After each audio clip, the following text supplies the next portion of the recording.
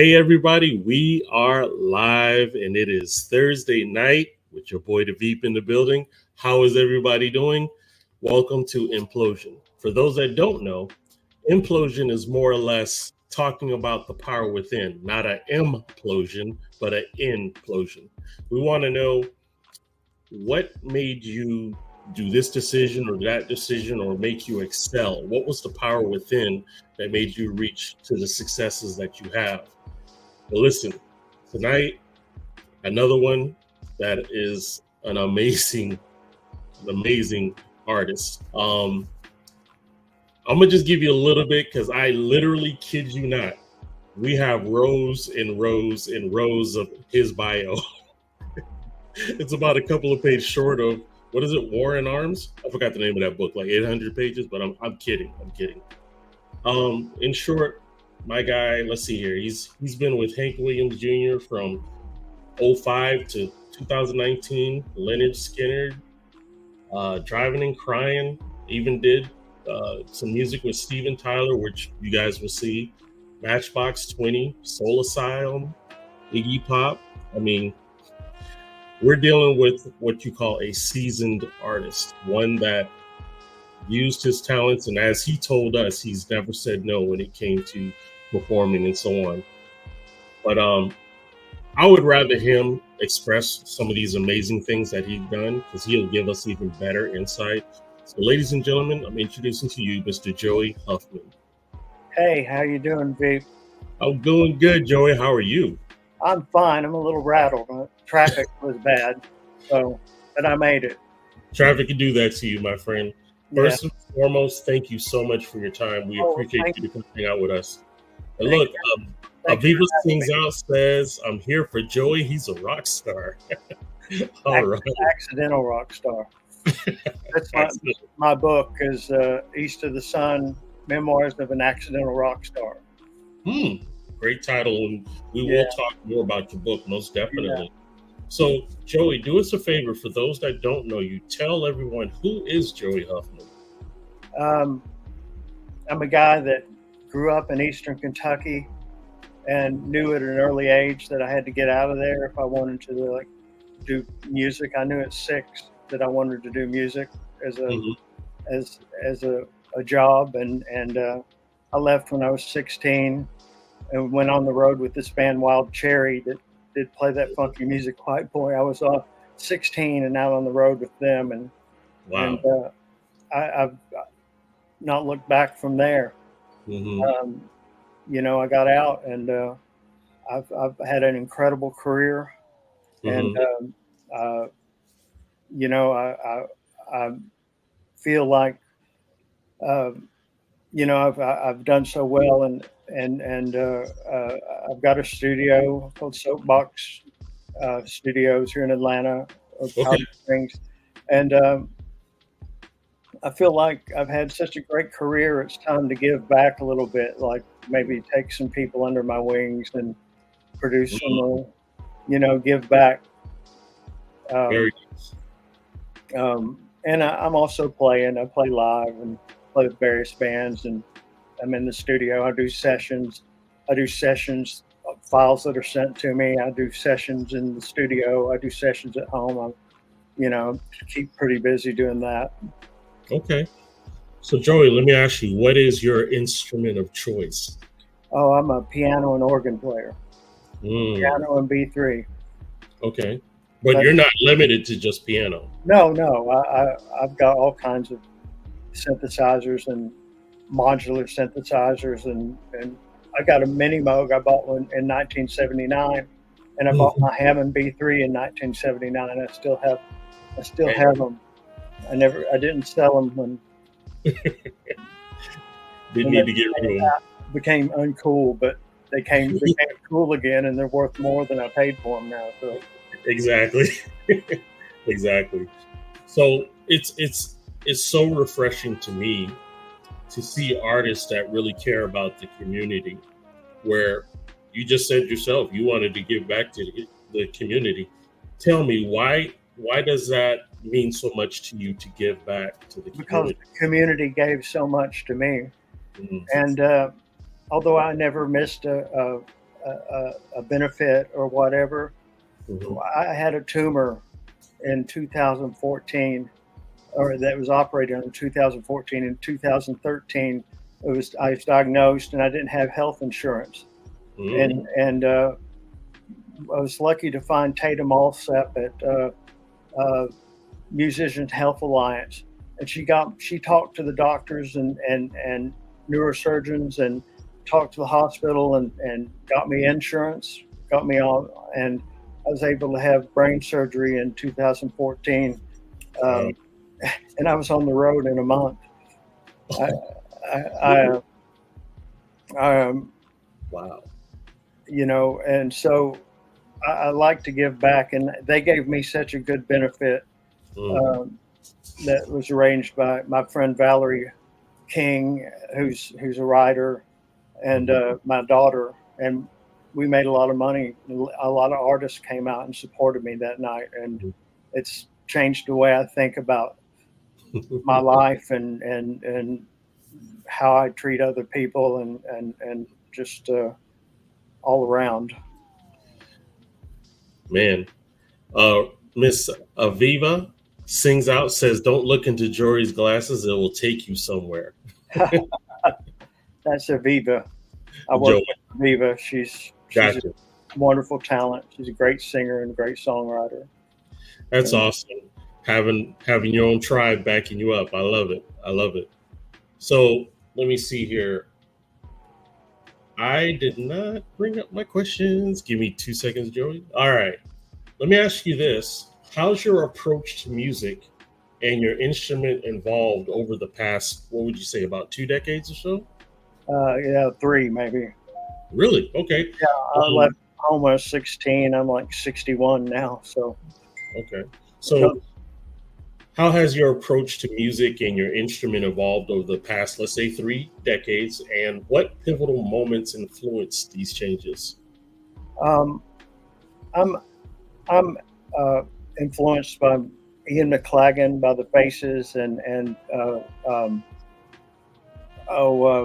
I can't remember his name. Keyboard player for the Rolling Stones, Mick. How can I forget him? But he played on everything. He played a piano on everything, and I was influenced by them. And you know, in the '80s, I was into synthesizers and sequencing and all that stuff. And we kind of had a record deal. We were signed by Clive Davis, this band called Witness, in 1986, and we made a record, and a lot of people played on it. Neil Schon and from Journey, and Brad Gillis from Night Ranger, and we didn't have a guitar player, so they all played on it. And you know, Clive promised us we were going to be stars, and then you know, the thing comes out and it stiffs, and I'm going, well, you know, that's it. That's the fruit of my fruition. You know, what I do now, and I just picked myself back up and started playing with bands. And it's funny that the bands I started playing with, I was only playing piano and organ, and you know, it just happened to seem to grow that way. Every gig I went to, I was playing piano and organ, and I really didn't change my style. The style changed around me. Even with Hank, I was playing honky tonk. You know, Nicky Hopkins, as I say. I was playing Nicky Hopkins' lips licks with Hank. I just change it up a little bit, and it's me. So the artist changed around me, and I've learned things by watching other artists, and hearing other artists. I've never stopped learning, and I'm a better person, and I can learn. I can learn from anybody, from the beginner to Chuck Leavell. I Mhm. I just soak it in, and grateful that I can do that. And um, just throughout the 30 years, I've picked up this and that, and absorbed it into my playing ability or my playing style, and so it's only gotten deeper. And Nice. I learned to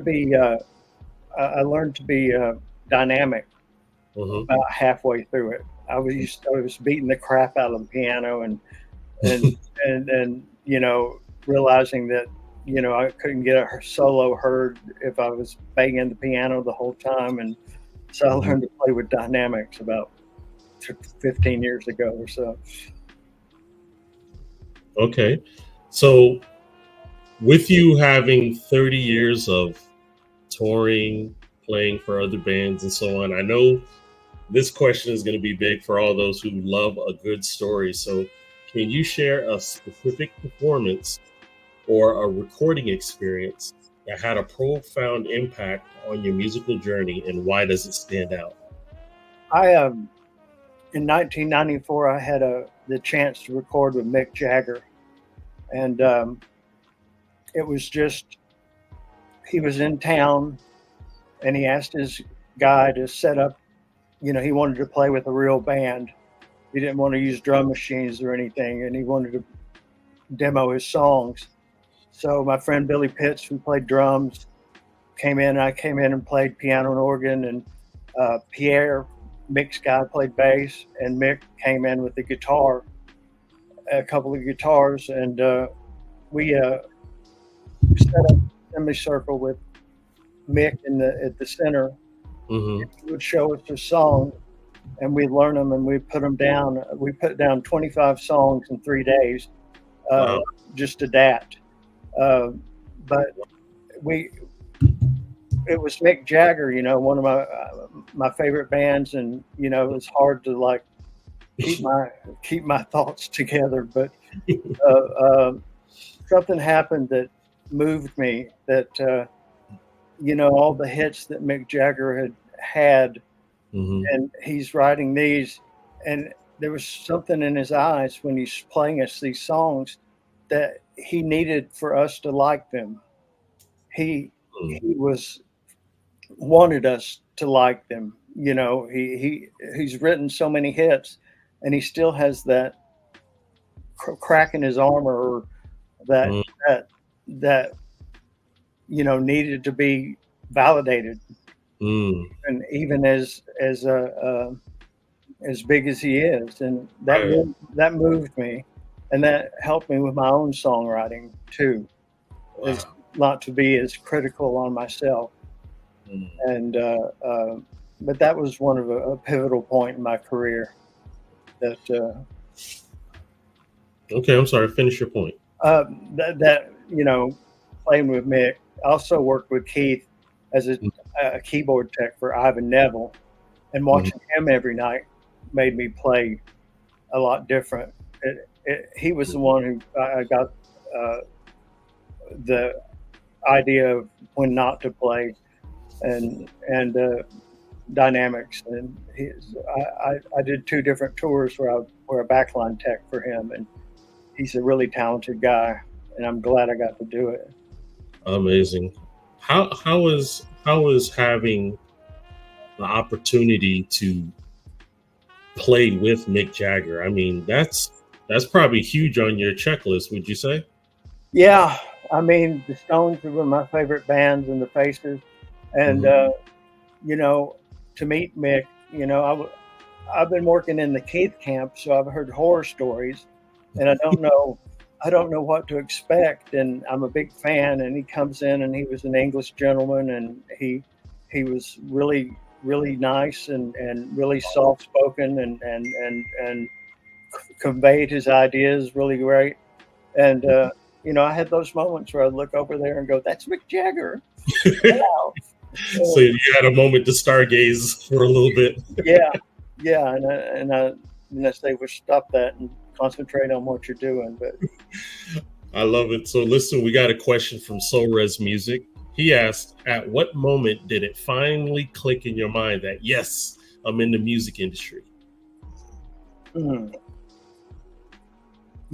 I don't think that ever clicked, really. That's why I say accidental rock star, because I was there and I wanted to be there, but things just kept happening. And, playing at the concert for the Rock and Roll Hall of Fame with Lou Reed and Iggy Pop, that was the cool. We were playing in front of 80,000 people at Brown Stadium in Cleveland, and then it was going out live on HBO too.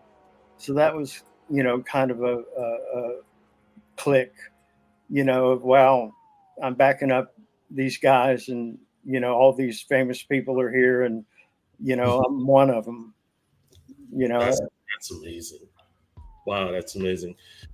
He has a rabbit in his hat. Aviva said, "Awesome." So let me ask you. Well, I want to show one of the videos that you suggested that I play, and the first one is going to be the Soul Asylum live Runaway Train. Yeah, that's live on French TV. On French TV. Yeah. Okay, so we'll go ahead and play this, and we will be right back after this. Call you up in the middle of the night, like a firefly without a light. You were there like a blowtorch burning. I was a key that could use a little turning. So tired that I couldn't sleep. So many secrets I couldn't keep. Promised myself I wouldn't leave. One more promise I couldn't keep. It seems no one can help me now. I'm in too deep, there's no way out. This time I have really led myself astray. Runaway train, never going back. Wrong way on a one-way track. Seems like I should be getting somewhere. Somehow I'm neither here nor there. Can you help me remember how to smile? Make it somehow all seem worthwhile. How on earth did I get so jaded? Life's mystery seems so faded. I can go where no one else can go. I know what no one else knows. Here I am, just a drowning in the rain. With a ticket for the runaway train, and everything is cut and dry. Day and night, earth and sky. Somehow I just don't believe it. Runaway train, never going back. Wrong way on a one-way track. Seems like I should be getting somewhere. Somehow I'm neither here nor there.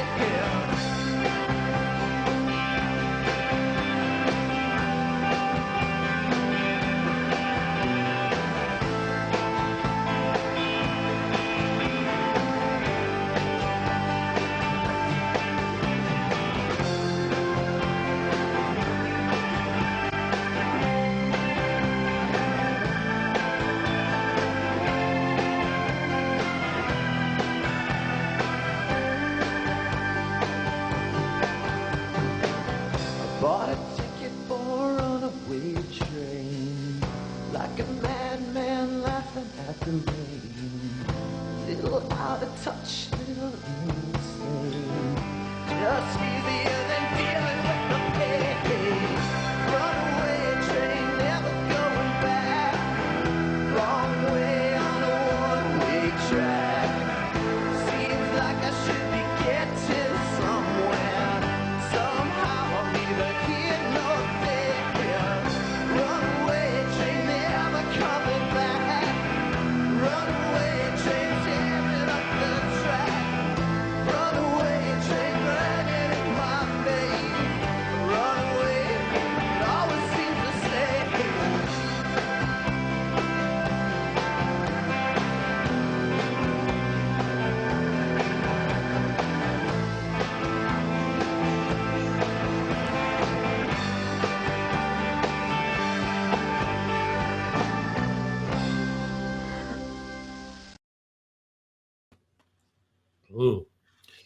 Amazing. That was great. So, Joey, do me a favor. Could you give us a breakdown of who Soul Asylum was and give a shout out? I say. Dave Perner is the songwriter, main songwriter and singer. He's still out doing it as Soul Asylum. But the guitar player, Danny Murphy, he quit a few years to sell antiques. But he's a really talented guitar player and also a songwriter. And Carl Mueller, the bass player, he died, unfortunately, about 10 years ago of throat cancer. So I don't know the new guys Dave has playing with him, but and then Sterling Campbell was, after Soul Asylum, was playing with David Bowie, and then David Bowie passed away, and I haven't talked to Sterling to find out what he's been doing. But and the drummer in that video was replaced by Sterling in when we did the Let Your Dim Light Shine record. His name's Grant Young, and he's a firecracker. He was always the life of the party. But awesome. I keep in touch with Dave on the phone about once a month, and when I had that tumor, they did a benefit in my hometown of Pikeville, Kentucky, and he came and played it. He just for his plane ticket in, and he came and played it, and just solo and in front of the crowd. And he's just a very nice guy, very down to earth. That is awesome. So let me ask you, looking back, are there any moments of doubt or challenges that you faced in your musical journey, and how did you overcome them?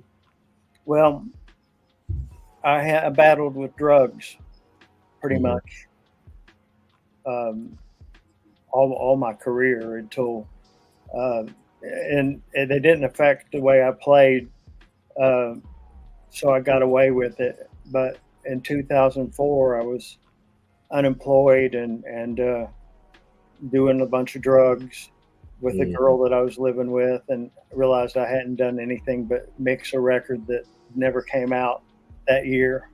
And I had a moment of clarity and, sat up on the couch and said, I got to quit. So I quit cold turkey in 2004 and don't do drugs anymore.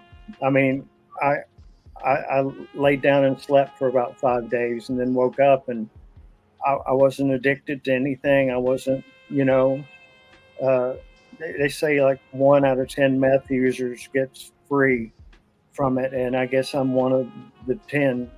Wow. Not one of the 9s, but I'm bipolar too. So I was self-medicating, kind of. I learned later after I got diagnosed with bipolar disease.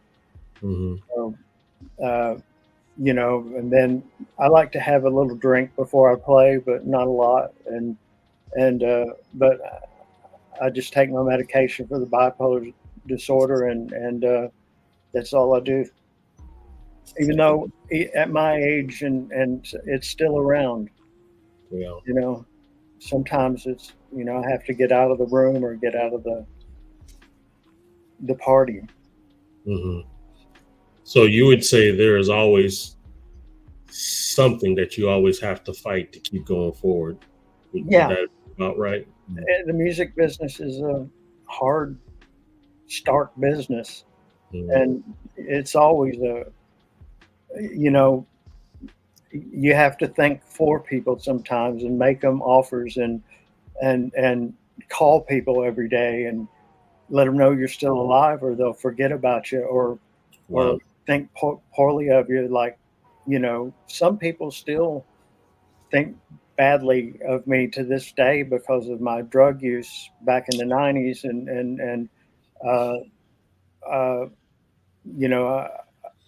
There's several friends I've lost, and I feel bad about it, but I did what I could, and I'm happy now. Yeah, I have a family member that I'm real close to that battles with bipolar, and it is an ugly disease because people label you. Yeah. And I'm sure you heard that C word more than you cared to. Yeah. Yeah. And I know that she did. And she's lost many people and she's gained some really quality people too. So let's just say that was the trimming of the fat so that you have some core people around you. Well, I really wouldn't change anything I did because it's kind of what made me who I am. Mm-hmm. And I'm happy now, you know, the work started coming in again, like after COVID. Mm-hmm. And, you know, I'm just happy to be able to do what I do and get paid for it and have a blast. So if I may be so bold to ask, like Blast, which is our company, we actually created it during the COVID time. What were you able to keep yourself busy with during COVID? I locked myself up. I only went to Kroger to get groceries, and I didn't get out and go anywhere else. Mm-hmm. And I did do some sessions where people sent me files, and I did a few sessions, but you know, it hit hard here in Atlanta. It hit hard everywhere, and it was scary. And it was one time in my life that I was unsure what was going to happen. Mm-hmm. I agree. Not knowing is scarier than facing, you know, the demon head on. Yes, sir. We created Blast so that the love of music and the interaction with people wouldn't stop. And fortunately, we were able to go back outside again. But we did not know if this was the new norm. Yeah, I mean, it could be, you know. Yes, sir. It was a scary time, and you did a really good job. Thank you. You know, opening up this platform and keeping busy and, you know, letting people talk to each other and communicate. Mm-hmm. Something I did was that people were going on live on the internet, like Facebook, and they were going live. And I would search through and listen to people playing live and looked for artists to work with. I met Aviva that way. And, you know, I sent out text messages and emails to people I liked, and I got to work with some really cool people because of it. But you know, and sometimes I'd play piano along with somebody who I was digging. You know, they couldn't hear it, but it was for me. You know, and I you know, helped me get by. Yeah, indeed. So what I'm going to do right now is I'm going to take our half point time early. And what we do is Blast was built to help independent artists gain exposure. And we're going to highlight one of our artists. Her name is Kelsey Montanez. And I think you'll like this song, Joey. This is one of Blast's favorite. The name of the song is called Let Me Love You. And this is by Kelsey Montanez. Okay. Go ahead. Cool.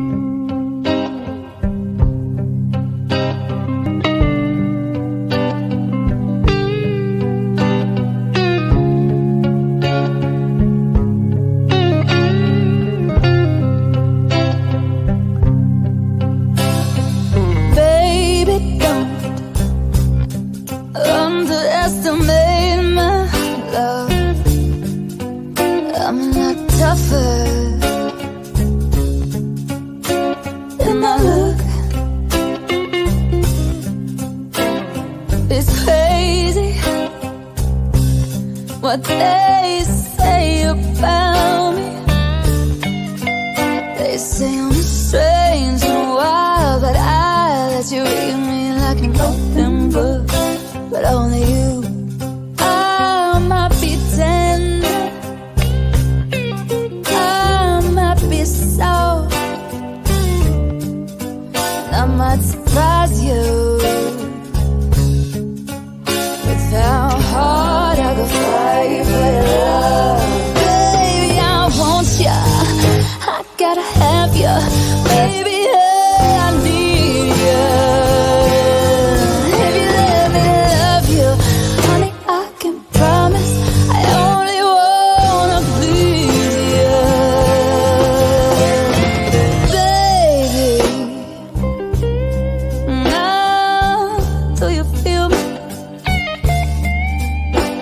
Could I get any more real? Could I bear how I feel any more than this? If you want it, it won't be easy, but I promise, if you're honest, you're never gonna go a day without my love. Baby, if you want it, you gotta have it. Baby, if you need it, if I let you love me, you gotta promise you'll only love is sweet. Baby, let me love you like you're mine. Hey, you're never gonna have to guess how I feel. Yes, honey, I'll always keep it real. Gonna tell you how I love you every day. Always gonna chase all the blues away. Baby, you're my red lip and my work shirt. Come on, give me a kiss, I don't gotta hurt. Never gonna lie, never gonna put you down. You know I'm never gonna run around. Baby, let me love you like you're mine. Yeah, baby, let me love you like you're mine. Hey, yeah, yeah.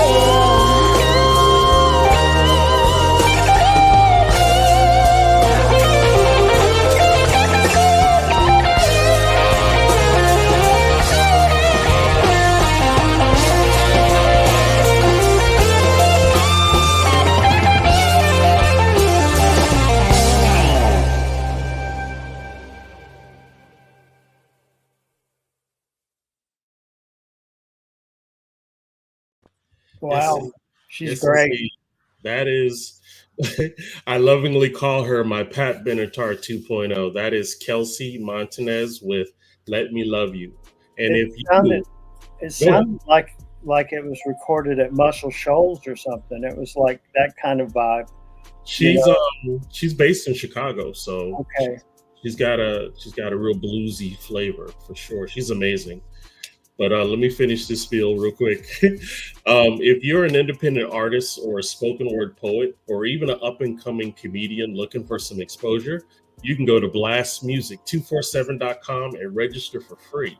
Now, listen, Blast needs the fans. So if you love great music, just like that song you heard from Kelsey Montanez, you can go to, yes, Miss Lena, that's your song. We can go to blastmusic247.com and register as a fan and have access to hundreds and hundreds of great independent music. Blast, that's changing the industry one artist at a time. Awesome. All righty. Thank you. Thank you so much. And before I go too much further, I wanted to also bring everyone's attention to the CD that is called Broken Treasures. You Hold the Key. This is a product from the Voices Against Trafficking, where the pre-order is available now. You can go to voicesagainsttrafficking.com/shop and take a look at the various ordering options that they have for the pre-order. And let's take advantage of it, because the funds will be used to help educate and to help prevent trafficking, as well as help those who have been trafficked and help bring them back into society. So it is a good cause. All righty. So I have a question here for you, Joey. Is there any genre of music that has an effect on you more than anything else? I've been really into Americana lately, and that's a broad spectrum of music. I mean, it's everything from Soul Asylum to Johnny Cash. You know, is considered Americana. One of a couple of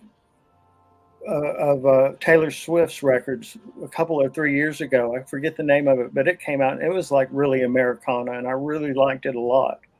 I listened to it about every day for a while, and it was really good. Of course, good old, soulful rock. I love that. I love to be able to play the bluesy licks on pop tunes, and get away with it. But, see, I could see so many people wanting to talk to you, Joey, because you just have such an amazing uh, openness to the range of all type of genres, and that's what's needed now. I felt back in the days a lot of music got put in a box, Yeah, but now we have everyone is dipping and dabbing in different genres and making great compilation albums. yeah, So, there's great music coming out, and yes, you sir. know, at a time when artists really don't get paid for their work like they used to, Hmm. and you know, they're doing it just for the love of music. I mean, they want to get paid, but Right. the love of music keeps them going forward.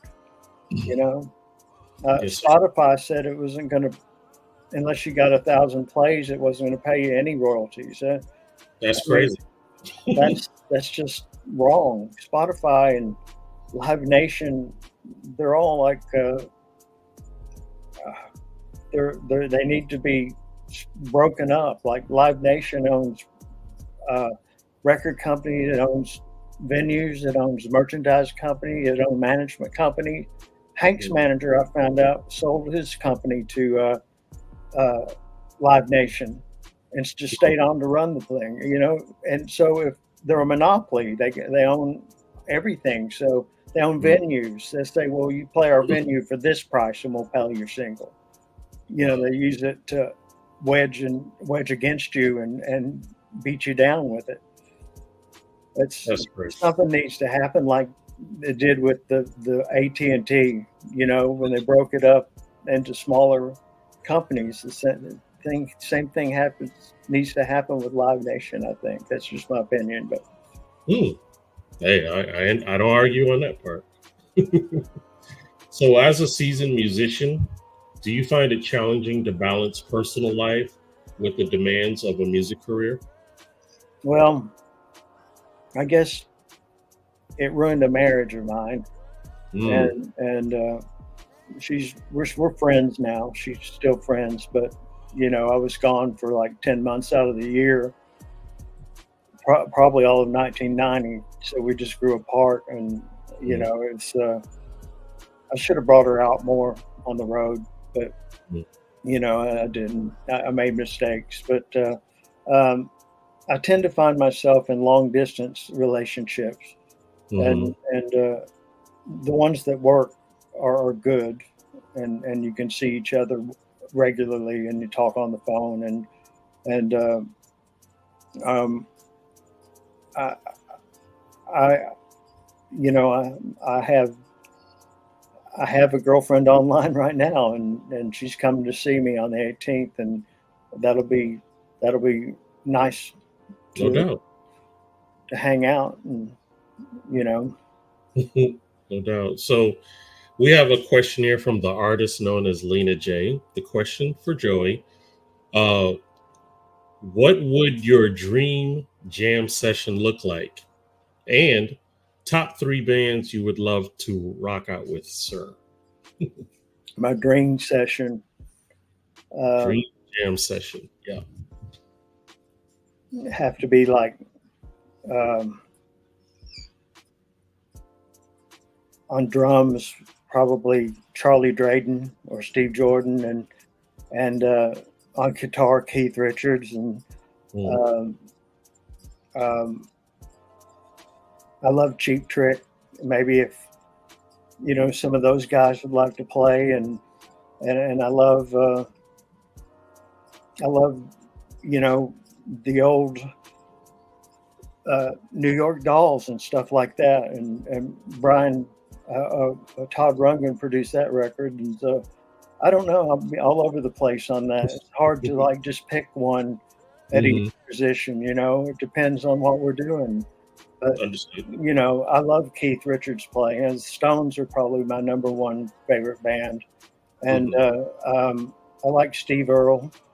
Um, he's he's consistent with the music he's been putting out, and it's Americana. It's uh, it's uh, it's one of my top three, and again, it's hard to pick top three, but um, you know, I did some records with Soul Asylum that I think are really good. That you know, I really enjoyed my time with Soul Asylum, and you know, I don't know if it's fair to say someone you worked with or not, but yeah, and the Faces that Rod Stewart and Ron Wood were in, and Ian McLagan has played keyboards. Kenny Jones, who went on to play with the Who, played drums. Ron Wood ended up going to the Stones. Rod Stewart had his career, a stellar career, and they were. I learned a lot from them. Awesome sauce. What was that question you had, D-Ray? Thank you. Blast Radio 247 is asking the question: do you prefer studio work or to play live? Well, I came off the road with Matchbox 20 in 1999, and I started a studio where I was partners with Jesse Dupree from Jackal. And I went 4 years, I was just producing and recording. And I realized that playing live was something that I needed to put back in my life because it's a completely different energy. I mean, the creativity of a studio I really like, and I really like seeing the end product. But there's a instant gratification that you get playing live for people, you know, and you get to play things that you know, and you can connect with the audience and you know, get that. I love to travel too, so you know, I like being on the road. You get into a vibe of you know, where they slip a piece of paper under your door at 6 a.m. at the hotel, and you get it, and it says something that tells you what you're going to do all day, so you don't have to think. You just meet the bus at noon, sound check at 2, catering, meet and greet, stage, back to the hotel, and then the bus to the next venue, and then repeat. Wow. You get kind of used to that. I can understand it. I can understand that. So the question I have is, how do you approach collaborations with other musicians, and what qualities do you think are crucial for a successful music partnership? When I make a record, when I produce a record, I make the artist record, not the Joey Huffman record. And so you have to listen to the artist and what they're saying, and you know, take it into a direction that they're comfortable with. I don't want them to do a record with me and then it be all about me and then them not like it, or then there's something about it they don't like. So during pre-production, we arrange the songs, and sometimes I'll collaborate. I'll write a bridge, or I'll finish, you know, some lyrics, or you know, but always with the artist's input. And you know, I say in the studio, if I suggest something, I say try it, at least try it 1 or 2 times and see how it sounds if the artist isn't going for it. And if they don't like it, you know, why, you know, just because I think it's better, maybe, you know, the artist gets to say more of their, you know, more of them comes out. So that's my thing on creating and writing with the artists. I'm really good at collaborating, and I'm better at collaborating than kicking my own ass to write music. But I enjoy it. I really enjoy it. Okay. Well, I know here at Blast we have many artists that would definitely love someone with your depth and width of music knowledge, and I know after the show we would love to just pick your brain for a little bit, but just amazing stuff. So what I'm going to do here, we're going to show the clip of Steven Tyler and Buddy Guy. Is that correct? Yeah, blues player Buddy Guy. He was who influenced the Stones and Eric Clapton and Jeff Beck. He was there's a story they tell that Jeff Beck and Jimmy Page and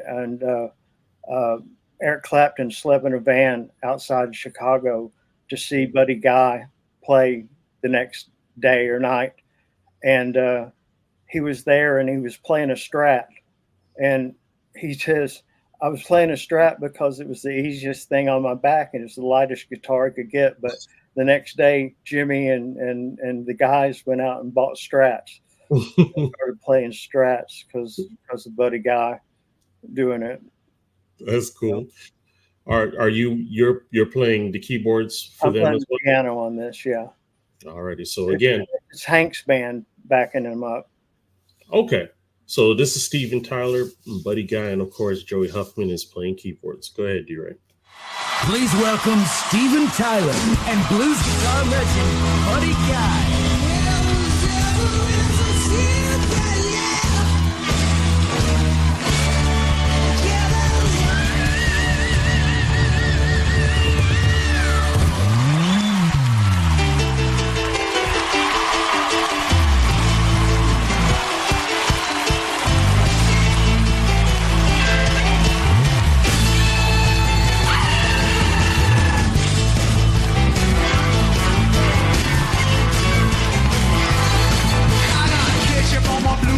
Just behind my hand, Lord, it's hard to be a bachelor man. I got girls that can cook, girls that can clean, I got girls that can do everything in between.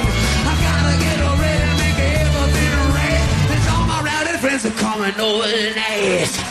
Do you wanna drink? Do you wanna party? Yeah, we're talking about Hank. Yeah, this party's started. We cook a pig in the ground, some beer on ice. All my friends are coming over tonight.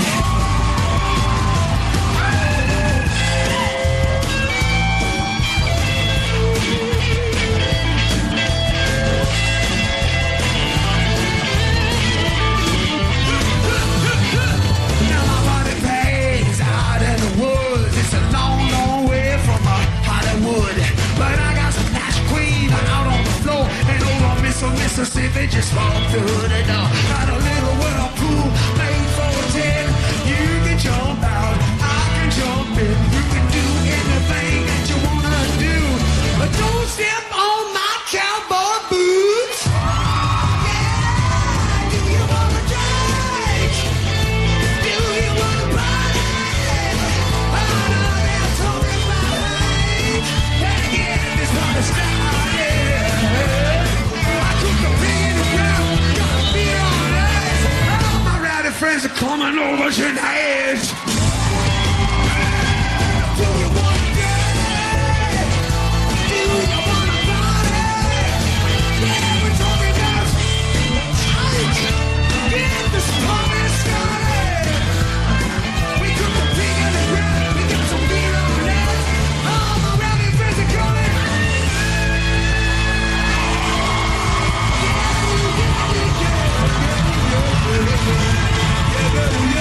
That's right. Do you wanna drink? Yeah, baby. Do you wanna party? This is rockin' Randall Hank. I'm gonna get your ass kick started. Cause he got a beer in the ground. He got some beer on the ice. All his rowdy friends are coming.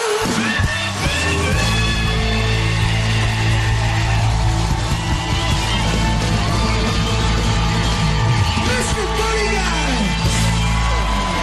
Mr. Buddy Guy!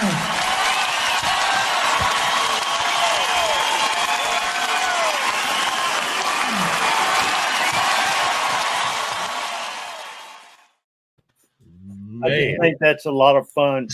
That was a lot of fun had that night. Ooh, was screaming Steven. Oh, that seemed awesome. Did you get to work with him? Yeah, I got to talk to him. That's the only time I've worked with him. But and talk to Buddy Guy, that was interesting. And he actually came to our studio and did a 3D image that we do at the studio. We have like a green room that's all round. It's like a ball green, and it has 40 cameras in it. And you get the artist in there, and whether it's just Buddy Guy who had a guitar and he was talking, and we recorded him for an hour. And then if you put the goggles on, you can see it in 3D. You can walk behind him, you can walk around him, you can look over the neck of his guitar and see what he's playing. You can do all this stuff, and it's cutting edge stuff. We're working on something that would like display it like a hologram in a glass box or something. So that's what we've been doing at the studio besides music, is working out that 3D imaging. Okay. Well, I'm sorry. Go ahead. Finish your point. No. So he just came. He was one of the first people to come and do that. So, Lena, go ahead. I'll read that, D-Ray.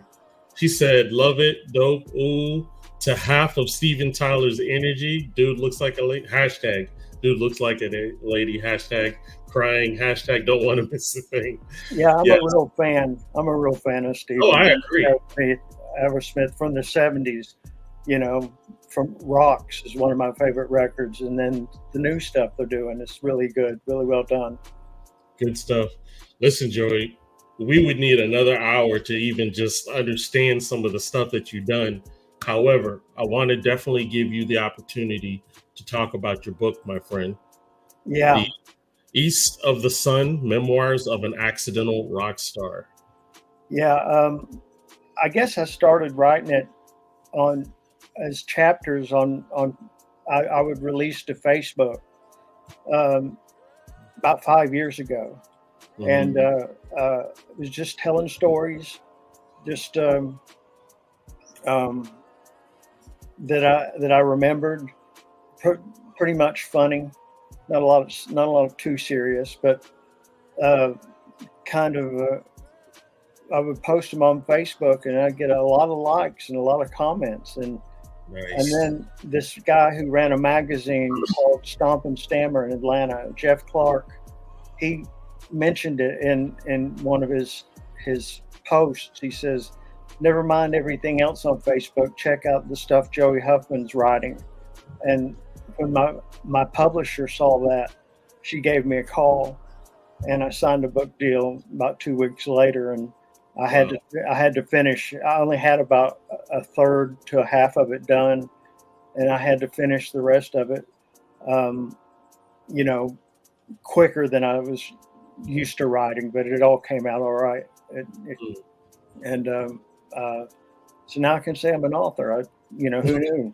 I quit school when I was 16, and now I've got a book out. So it tells stories of there's a lot of drug related, drinking related, band fun, and some stories from my childhood, and some just it jumps around. But I used everybody's real name, and I didn't hold back. And if you were there at the party, don't say you weren't doing acid. Oh boy. You were. And this is the way I remember it, and you write your own book if you don't remember it this way. There it is. Real quick, I want to thank everyone in the audience for showing up tonight. If you are not subscribed to the Blast Network, please take the moment, subscribe to us. We're going to be having many awesome guests like Joey. And one thing I want to tell you, Joey, everyone is a guest once. But after that, you're a part of the family, my friends. We thank you so much. I love being part of it. Please stick around, because we would love to talk to you about some things afterwards. Oh, absolutely. Let people know how they can find you, Joey. Well, I'm on Facebook. I have a page that's joey.huffman.keyboards, and I have a profile that's just joey.huffman. Profile, Joey.Huffman profile. And you can always hit me up on Facebook, and I talk to everybody, and I kind of am accessible. I try to make myself accessible anyway to people. It helps find jobs, and it helps the wheel spin. You know, you just talk to everybody and be nice to everybody, and you know, be kind and gracious and thankful that they're there and want to talk to you. Yes, indeed. Again, Joey, the honor is mine that you took the time to come hang out with me and share some of these great memories and stories. Well, thank you for having me. You are welcome. And anytime, if you've got any new projects coming out and you would like us to shine the light on it, we'll be that beacon of light.